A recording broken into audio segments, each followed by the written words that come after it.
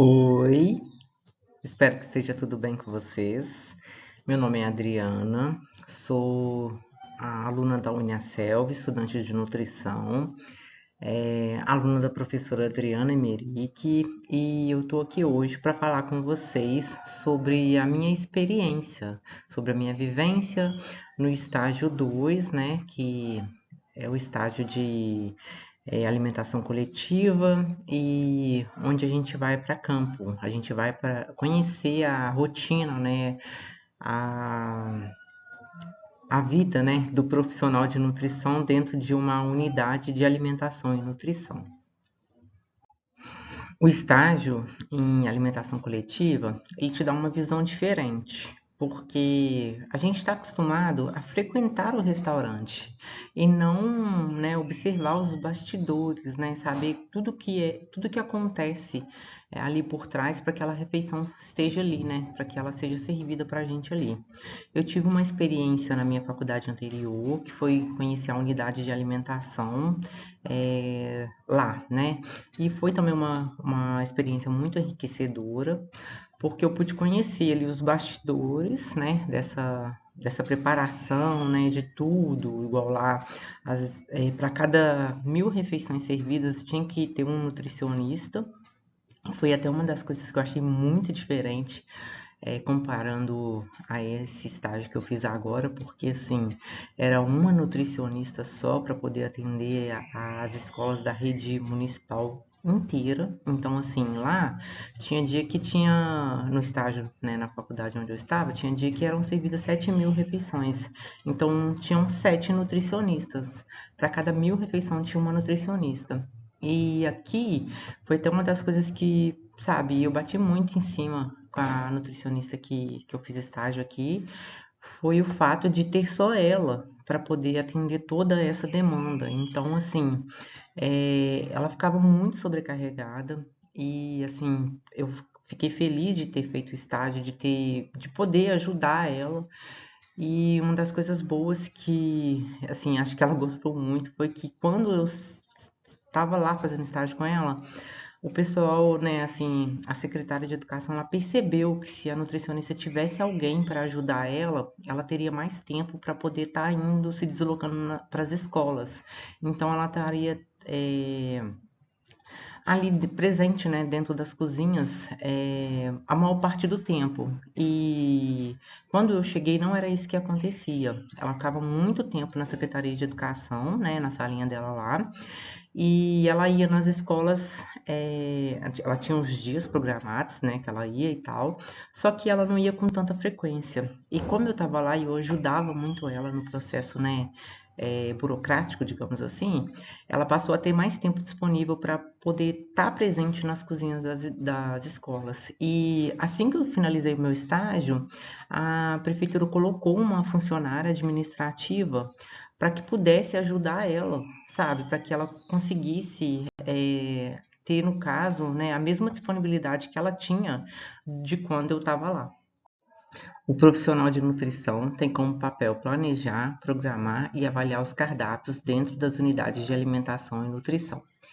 É interessante quando a gente fala isso, né? Que tem como papel planejar.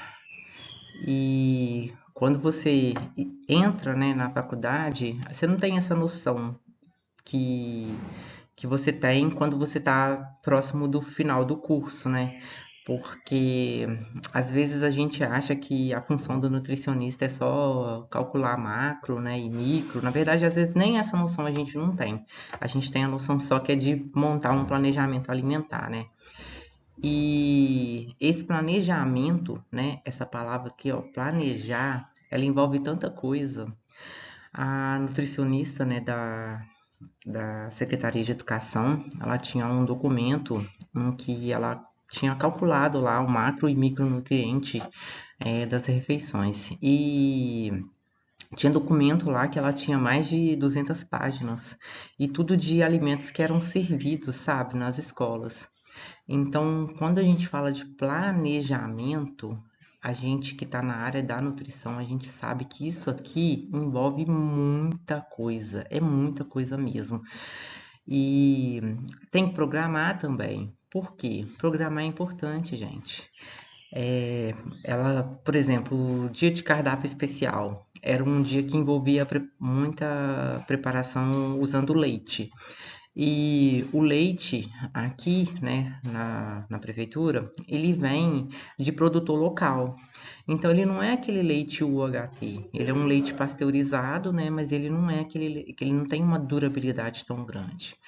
Então, ela tinha que fazer a programação de entrega desse leite conforme a necessidade das escolas, mas de maneira com que ele não ficasse acumulado, porque a recomendação é não congelar esse tipo de leite.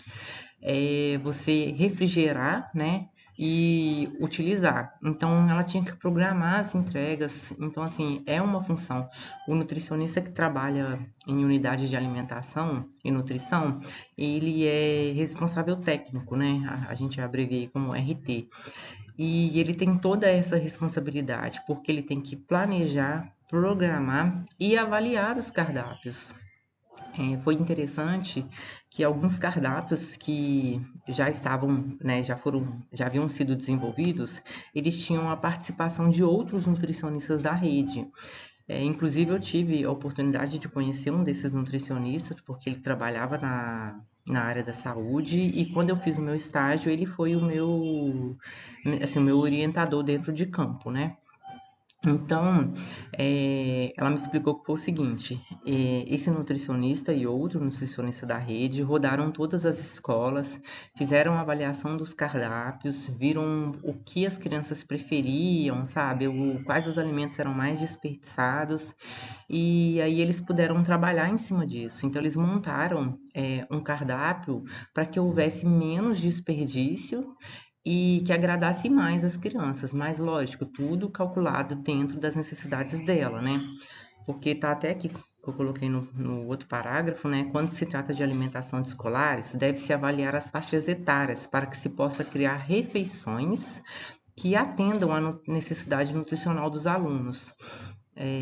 Como eu comentei com vocês aí anteriormente, eu tive a oportunidade de conhecer, né, uma unidade de alimentação de uma universidade federal, e lá a faixa etária, né, com que eles calculavam para poder montar, né, o cardápio era de 18 a 24 anos. E quando a gente fala da alimentação de escolares, isso muda. Porque essa faixa etária, ela vai mudar. Por que que ela vai mudar? Porque as demandas nutricionais são diferentes de uma criança para um adulto. E o nutricionista ele considera isso quando ele faz o cálculo dele, né? Quando ele faz o cálculo de macro e micronutrientes. Então, assim, as crianças têm uma necessidade maior de cálcio, às vezes algumas precisam de uma maior, não, de uma suplementação de ferro e tal. Então, assim, o nutricionista ele faz todo esse cálculo para poder atender essa demanda. A UAM deve ter um ambiente físico adequado, bons equipamentos, condições de higiene satisfatórias e funcionários capacitados, para que os riscos de contaminação dos alimentos sejam minimizados ou zerados. A nutricionista da prefeitura aqui, né, da Secretaria de Educação, ela se baseava muito na RDC, né, que é na RDC 216, que é um regulamento técnico de boas práticas para o serviço de alimentação. A RDC, gente, ela fala que a unidade de alimentação tem que possuir instalações, equipamentos e móveis adequados, utensílios livres de vetores e pragas urbanas, e que as instalações têm que ser planejadas e projetadas para se evitar o cruzamento, né, nas etapas de preparação dos alimentos, que tem que ter uma entrada específica para os alimentos que chegam, né, e outra entrada só para o descarte de lixo, né, e que não deve ser também muito grande, né? Se ela for muito pequena, ela não vai comportar, né, a produção de alimentos, né, dependendo do número de comensais. Mas se ela for também muito grande, ela fica com espaços ociosos e isso também pode atrapalhar, porque você vai trazer, né, assim, um espaço que não é utilizado, que não tinha necessidade de estar ali, então você vai, né, você vai gastar mais com iluminação, o seu funcionário vai ficar mais cansado, porque ele tem que limpar um espaço todo dia que não é utilizado. Então, assim, a gente tem que, por isso que ela tem que ser planejada, né? E para poder evitar esses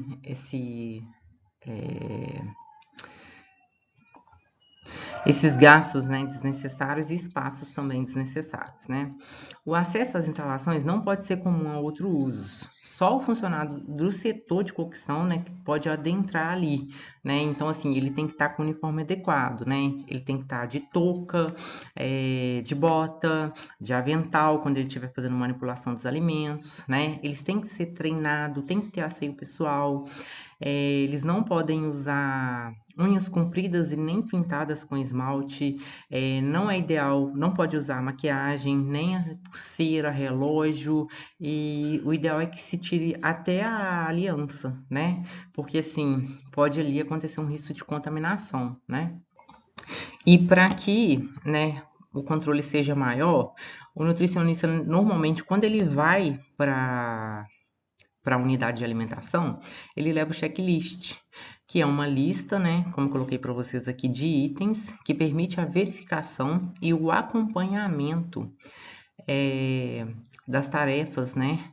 E com isso ele consegue evitar erros e aumentar a organização dos seus processos.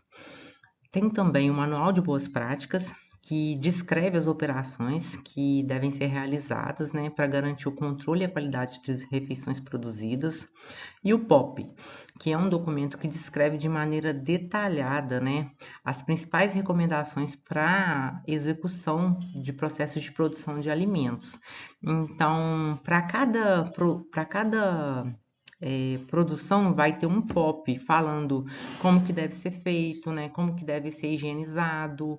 Então, até as vasilhas, até né, a forma de higienizar as vasilhas, a nutricionista aqui da prefeitura, da Secretaria de Educação, desenvolveu um POP para isso. Chegamos, né, nas considerações finais. Coloquei um textinho aqui para vocês, né? Fala que o nutricionista, né, na elaboração do cardápio, ele pensa, né, em estar fornecendo uma alimentação adequada, equilibrada, para manter ou recuperar a saúde do aluno, né, mas que também procura atender a satisfação deles, como eu falei com vocês aí anteriormente, né, que os outros nutricionistas rodaram na rede aí para poder atender essa demanda aí, né? E é importante ter um ambiente físico, bons equipamentos, né? Funcionários capacitados. No entanto, nem sempre é essa a realidade de uma prefeitura, né? Às vezes a contratação ela é feita, né? E o nutricionista nem participa dessa contratação. Mas eu tive a oportunidade de participar do curso de boas práticas de manipulação de alimentos e lá a secretária municipal de educação deixou uma mensagem que eu achei muito interessante, eu vou repetir aqui para vocês. Ela falou que as pessoas que trabalham em escolas, elas trabalham não só pelo dinheiro, mas muito mais por amor. E eu pude perceber isso. Eu pude perceber, teve escola que a gente chegou que tinha somente uma pessoa na cozinha, e aí as outras pessoas assim davam um auxílio, como por exemplo, fazer o recebimento, né? Então assim, a gente via que essa pessoa estava sobrecarregada e lógico que todas as situações em que a gente pôde, né, fazer a diferença, como solicitar um outro funcionário, né, alguma coisa desse tipo a gente fez. Mas eles trabalham muito com a questão de demanda. Então, o número de auxiliares das escolas, eles são pensados de acordo com o número de alunos. E chega na escola, o diretor faz essa divisão, entendeu? Então, assim, conforme o número de alunos, ele sabe se ele vai precisar de uma pessoa na cozinha, duas ou três, porque o serviço de cozinha ele é muito grande, né? E para estar seguindo ali o cardápio, sabe? É uma coisa que você precisa de um número maior de funcionários. E assim, a nutricionista, igual eu falei, ela sempre esteve ali auxiliando, todos os auxiliares têm o WhatsApp dela, podem fazer contato direto, mas normalmente eles têm uma cadeia de comunicação, né? Os auxiliares passam para o diretor e o diretor informa o nutricionista. E eu gostei muito de estagiar nessa área, porque assim, eu tive um conhecimento, aprendi muita coisa. Eu sempre penso que quando a gente estuda, a gente tem conhecimento técnico. E quando você vai para o estágio, você tem conhecimento prático. Porque em UAM mesmo, até na minha experiência anterior lá, a minha outra professora falou com a gente que nem sempre o que a gente idealiza acontece. Na verdade, o que a gente idealiza normalmente não acontece. Então, a gente tem uma versão muito idealizada de Yuan e a realidade acaba sendo bem distante. Mas o que eu percebi foi isso, sabe? Um esforço muito grande da nutricionista, da secretária de educação, dos funcionários, dos auxiliares. Nossa, tem escola que manda para ela todo dia foto dos pratos e é uma coisa assim muito muito legal, sabe? Assim, ela fica toda satisfeita de ver que tá fazendo a diferença ali. Eles pensam muito na questão da criança, sabe? Tem uma escola que é numa região muito carente, as crianças têm costume de comer só arroz e feijão em casa. Então é o que elas mais preferem. No dia que tem essa alimentação lá na escola. Então, o que a nutricionista faz?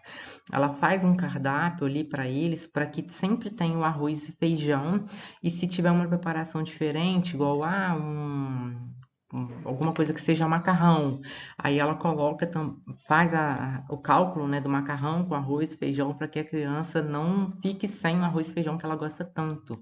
Então, assim, no dia de estrogonofe tem o feijão também, eles fazem o feijão. Então, assim, eu percebi que, por mais que eles sejam às vezes limitados pelo recurso financeiro, mas eles sempre dão um jeitinho, sabe, de atender igual tem escola, a maioria das escolas não tem o café da manhã. Assim que a criança chega na escola, elas não têm o café da manhã.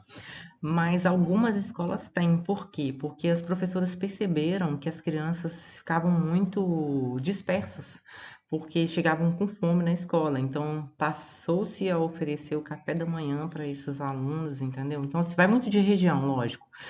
Mas o mais interessante foi ver como tudo funciona, sabe? Como ela faz o cálculo para fazer pedido, igual ia ter uma festa, né, nas escolas de Páscoa. Então teve cardápio especial, a gente fez o cálculo, sabe? É, todo de macro e micronutrientes do cardápio especial, cálculo também para poder fazer o pedido com o fornecedor. Então, assim, e são coisas que ela já tinha licitado. Então, assim, ela tem que pensar tudo antes. Ela estava falando comigo nas férias, ela trabalha pensando em tudo que vai acontecer durante o ano para que nada falte, porque a maior preocupação deles aqui é que a comida chegue para as crianças, porque eu moro no interior de Minas Gerais, então assim, hoje eu tô morando no interior do interior, então é um local assim que tem realidades muito, muito diferentes e a nutricionista trabalha assim, em prol, sabe, de estar fornecendo uma alimentação de qualidade para essas crianças, porque muitas vezes essa criança só vai se alimentar na escola. Então é uma coisa que assim mexe muito com a gente e como a secretária falou, o trabalho deles aqui vai muito além do que receber um salário no fim do mês. Essas são as referências que eu utilizei, né, para fazer o trabalho. E aqui tem umas fotinhas nossa, né, com as auxiliares, com a diretora, é, é, orientando o pessoal aqui. Então, assim, foi uma experiência incrível. Eu agradeço a Uniaselv, agradeço a professora Adriana pela orientação, pela paciência que ela teve, porque às vezes é muito complicado se lidar com pessoas, né? E então assim tem que ter muita paciência e eu agradeço também as explicações que ela deu na aula. Assim, para mim é muito tranquilo e assim pela forma que ela explica, eu acho que não gera dúvida. Mas eu acredito também que existem realidades diferentes, né? Então assim, eu queria só agradecer mesmo pela oportunidade. Gostei muito e espero que no próximo estágio eu venha gostar também. Bom, é isso. Até mais.